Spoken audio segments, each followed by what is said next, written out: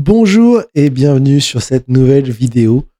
Aujourd'hui, on revient une nouvelle fois sur Philippe de Villiers. Philippe de Villiers qui est au cœur de l'actualité en cette rentrée. Il est partout, il est sur CNews, il est sur Europe 1, il sort un nouveau livre et surtout, il a sorti une nouvelle pétition qu'il annonce à plus de 2 millions de signataires sur l'immigration pour faire un référendum sur l'immigration. Alors, pourquoi on s'y intéresse?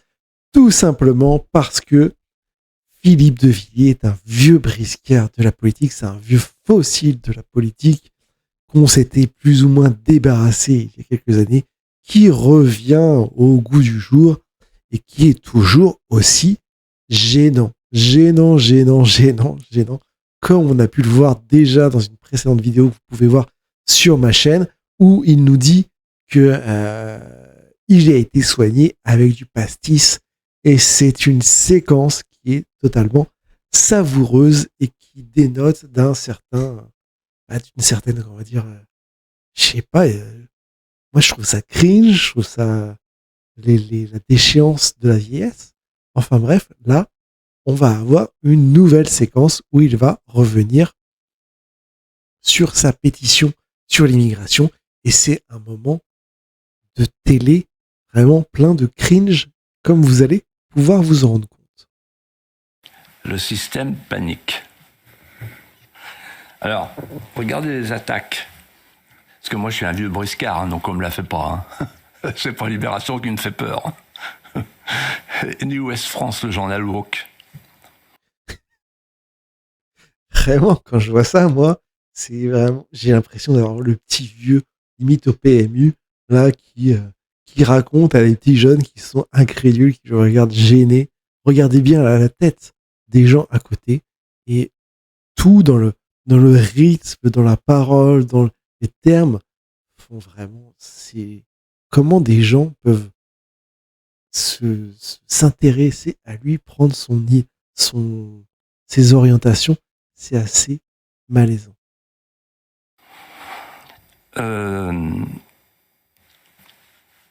Vous connaissez le proverbe, quand le sage montre la lune,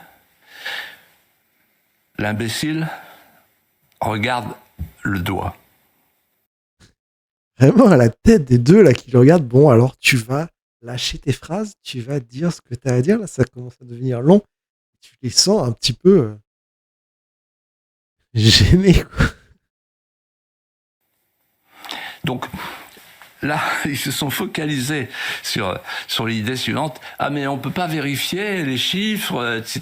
Ah bon, vous pouvez pas vérifier les chiffres et vous pensez que du coup, c'est pas les bons chiffres? Vous allez voir. Ah non, en fait, ce qui est dit, c'est juste qu'on peut pas vérifier les chiffres, donc ça sert à rien de lancer des chiffres qu'on peut pas vérifier. En fait, ça nous dit rien. Pourquoi on peut pas vérifier? Parce que l'objet, c'est une pétition qui a déjà fait plus de 2 millions de signataires, mais sans aucune preuve, et c'est une pétition qu'on peut signer juste avec une adresse mail, son nom, son prénom, je crois, et son code postal. C'est tout. Donc en gros, les gens peuvent signer une fois, 2 fois, 3 fois, 10 fois, 50 fois, 100 fois. Les Français peuvent signer, les étrangers peuvent signer, et il n'y a aucune vérification, aucun traitement. Et à chaque fois, les gens ils comparent, ils disent on n'a pas arrêté de parler de la pétition loi du plomb qui a fait tant de chiffres, et là la pétition sur l'immigration, personne n'en parle, etc. Si, tout le monde en parle d'ailleurs, mais personne ne la prend au sérieux. Parce que la pétition loi du plomb, c'est tu te connectes avec France Connect, c'est un identifiant unique. Là, il n'y a aucune vérification. Il n'y a eu aucune vérification, et en plus, c'est un site financé par Bolloré, c'est privé, etc.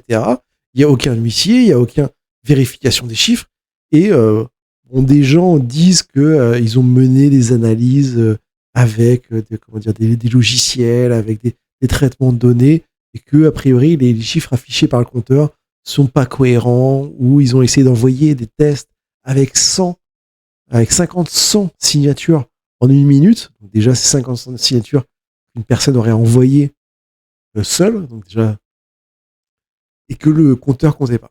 Donc en gros, tout ce qu'on dit, c'est pas que tes chiffres sont faux, c'est qu'on ne sait pas quels sont tes chiffres en fait. comment on peut faire confiance à aussi peu de vérification de signature. Voir ce que vous allez voir. Et des fois que vous ne voyez pas les bons chiffres à la fin, peut-être que ceux qui ont signé et que vous insultez... On n'insulte personne, là.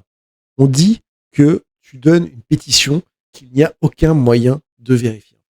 Tu donnes une pétition où, outre ce que je vous ai déjà expliqué, il y a aussi des gens qui disent en fait, on a signé pour moi et je voulais pas signer. Genre des gens de la France Insoumise. Antoine Léaumont a dit qu'il a reçu un mail lui confirmant sa signature à la pétition. Pourquoi ? Parce que tu peux signer juste avec un mail, en fait. Et donc, comme tu as des mails publics de personnes publiques, les gens, ils prennent le mail et ils signent. Quelle valeur ça peut avoir comme pétition ? Toute personne qui a un travail, qui a un compte perso, qui a potentiellement, comme moi, une autre chaîne ou des choses, a plusieurs adresses mail sans même les créer. Et après, tu peux créer un nombre d'adresses mail autant de fois que tu veux. Il y a même des systèmes qui te permettent de créer une adresse mail temporaire. C'est-à-dire que, c'est notamment pour s'inscrire sur des trucs comme ça, tu as ton adresse mail, tu as quelques minutes, quelques dizaines de minutes d'existence de ta boîte mail, et pour recevoir le mail de confirmation, si jamais on te demande de confirmer, encore, je suis même pas sûr que ça existe, sur cette pétition-là, et après, ton adresse mail disparaît. Tu peux en recréer plein, et tu peux faire... t'as plein de méthodes, en fait, pour pouvoir signer indéfiniment. Et comme j'ai dit, en plus, tu peux signer pour toute ta famille, tu peux signer pour ceux que t'aimes pas, tu peux signer pour plein de monde, et tu peux signer tu peux être étranger, et signer, etc. C'est ça qu'on dit, c'est que ça n'a pas de valeur. On n'insulte pas les gens qui ont signé, on dit pas vous êtes des cons. Après, certains peuvent le dire. Mais le sujet, c'est pas ça. Le sujet, c'est que tu t'annonces des chiffres sur un site privé, en plus, apparemment, qui demande d'accepter qu'on donne toutes les informations à Bolloré et au groupe Bolloré, et qui est en pleine campagne de pub pour son nouveau livre de Philippe Devilliers. Quel intérêt on peut porter à cette pétition dont on n'a aucun moyen de savoir si c'est des chiffres réels ou pas. Seront encore plus nombreux à vous dire ah bon, parce que vous doutez de notre existence, parce que c'est ça qui se passe en ce moment. Donc si on dit à des gens qu'on doute de leur existence, ils vont être encore plus nombreux.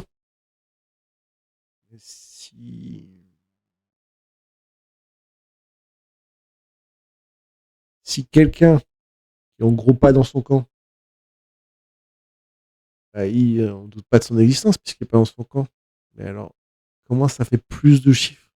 Ça n'a pas de sens. Et donc moi, ça me fait rire. Je me lèche les babines. Regardez la tête des gens qui sont sur le plateau.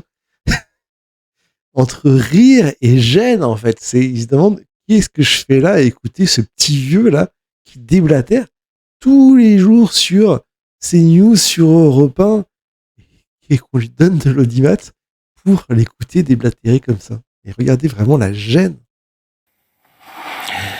Et à mon avis, ils sont en train de changer d'argumentation, parce que cette argumentation, elle ne va pas tenir longtemps. Si, elle va tenir tout le temps que tu n'auras pas de preuve que ta pétition, elle a une quelconque crédibilité, en fait. Elle a une quelconque base logique, elle a une quelconque base de vérification.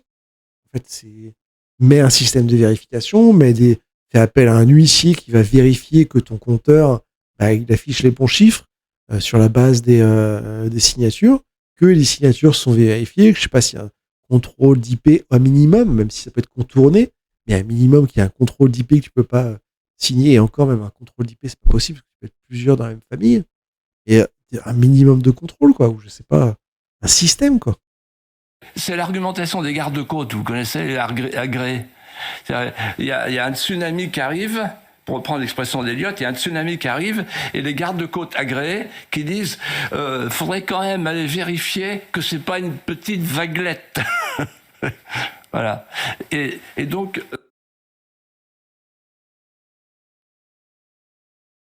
En fait, ça marche pas. Tu aurais des gardes-côtes, il y aurait un tsunami qui arrive. Donc, soit ils voient le tsunami, donc t'as pas besoin de vérifier, soit tu sais pas, Et tu vas pas te fier à un indicateur qui peut aussi bien te donner le bon chiffre que pas le bon chiffre. C'est la pétition, en fait. Ça peut aussi bien te donner un bon chiffre que ça peut te donner un faux chiffre. Bah, les gardes-côtes, ils vont pas se fier à ces appareils-là. C'est complètement débile, en fait, comme comparaison. Ça n'a aucun sens. Ça n'a strictement aucun sens, en fait. Moi, je vois pas, hein, mais pour mesurer un tsunami, si t'as un appareil qui t'envoie des chiffres, tu ne sais pas s'ils sont vérifiés, tu ne sais pas comment ils sont obtenus, limite. Et tu ne sais pas s'ils sont bons. Il y a une chance sur deux, peut-être, qu'ils soient bons. Et encore, tu vas pas les prendre en compte, en fait. Tu vas pas en tenir compte. Ça n'a aucune valeur. Pardon, je vais être cru, mais quand j'étais petit, il y avait mon voisin, Samuel Gilbert, que je cite souvent, qui un jour me dit « T'approches pas de la clôture, mon petit gars », parce que il voulait parler de l'effet boomerang. Et il avait son effet boomerang à lui, avec son langage à lui, et il dit « Quand c'est que tu pisses sur la clôture, tu vas prendre une poignée de châtaignes. » Et il a... C'est vraiment, on est au petit vieux là, qui nous explique ces anecdotes. C'est incroyable. En murmurant par devers lui, à condition d'en avoir. Bon, et donc en fait, tous ces gens... Et vraiment les deux là, à chaque fois, moi je regarde que, je sais pas si vous faites pareil, mais ils ont l'air tellement... Voilà, bon, est-ce qu'on doit rigoler? Est-ce que on doit pleurer? Tremblent. Ils tremblent pourquoi? Parce qu'ils disent, mais alors attendez, là, il y a un phénomène qui est en train de nous dépasser. Et ce qui est très frappant, dans cette polémique absurde et stérile, comme dans la polémique de Delphine Arnott du service public qui penche à la neutralité contre CNews, c'est l'idée qui passe tout de suite à l'insulte, tout de suite à la diffamation. C'est pas de l'insulte et de la diffamation. On dit que la pétition n'a aucun moyen d'être vérifiée. On dit que ta pétition, elle va surtout servir à alimenter les fichiers marketing de Bolloré, qui dans le lot va récupérer toutes les bonnes adresses, tous les bons trucs, pour faire de la pub, pour faire de je sais pas quoi. Et que, en gros, tu nous annonces des chiffres, on n'a aucun moyen de savoir. Et de la transparence. Explique-nous quels sont les systèmes mis en place. Fais limite venir un huissier qui va contrôler le système de comptage, le compteur que tu mets. Déjà, ce serait déjà un minimum. Est-ce qu'il n'y a pas des algorithmes, etc. Fais déjà intervenir un huissier. C'est pas des insultes, là. C'est qu'on dit qu'on a un minimum de logique et on a un minimum de savoir comment on construit une vraie pétition. Parce qu'ils sont dans la panique. Et pourquoi? Parce qu'ils privilégient la fiction au réel. Non, il n'y a pas d'immigration en France. C'est pas vrai, c'est du brainwashing. Non. Personne en France ne dit qu'il n'y a pas d'immigration. Trouvez-moi une personne qui me dit qu'il n'y a pas d'immigration. Il n'y a pas d'immigration en France. En fait, qui dit ça? Mais il est sénile, en fait. Non, il n'y a pas trop d'immigrés. Non, il n'y a pas de problème de voisinage. Non, il n'y a pas de problème de changement de peuplement. Non, il n'y a pas de problème de changement d'art de vivre. Il n'y a pas de problème de changement de civilisation. Aucun. Ce sont des inventions, des fachos. Ah oui, mais là... C'est pas ce qu'on dit, là.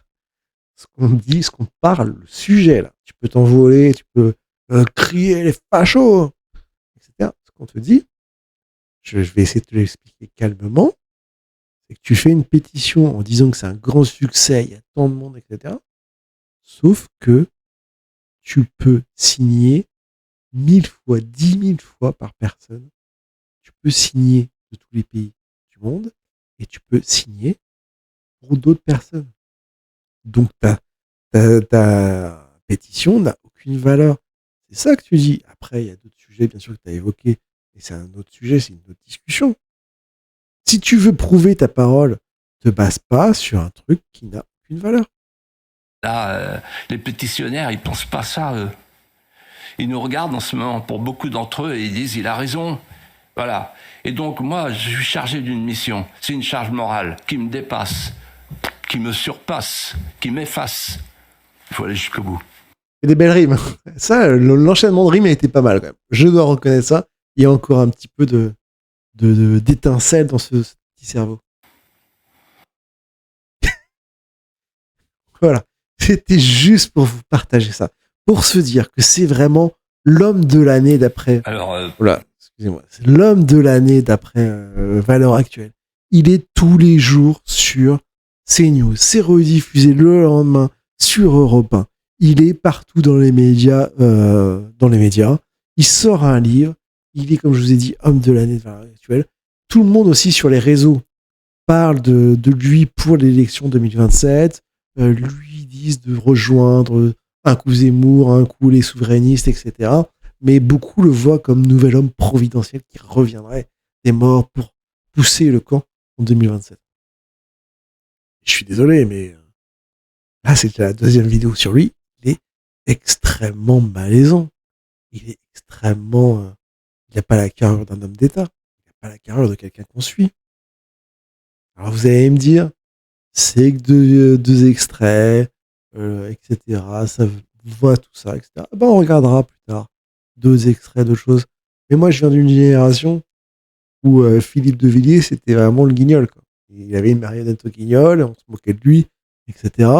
Donc oui, on est un peu amusé de le voir à nouveau à la mode en 2025, que des gens l'érigent en idole, que des gens l'appellent à intervenir pour 2027, même que certains le voient président de la République, et que Valeurs Actuelles, encore une fois, le voit comme l'homme de l'année 2025. Donc oui, on est un peu amusé, on rigole un peu, comme on a vu ces 2 comparses sur le plateau qui avaient l'air quand même, je suis désolé, gênés de pas savoir quoi dire, quoi. Le rythme de ces paroles et ce qu'ils nous racontent d'aller pisser sur la barrière, ces gardes frontières, etc. Et puis qu'on lui fait pas, hein, ces journaux wokistes qui l'insultent, qui sont dans la diffamation, etc. Mec, descends, calme-toi. Voilà, petite vidéo détente pour rigoler un petit peu. Je vous remercie bien et je vous dis à la prochaine sur de prochaines vidéos.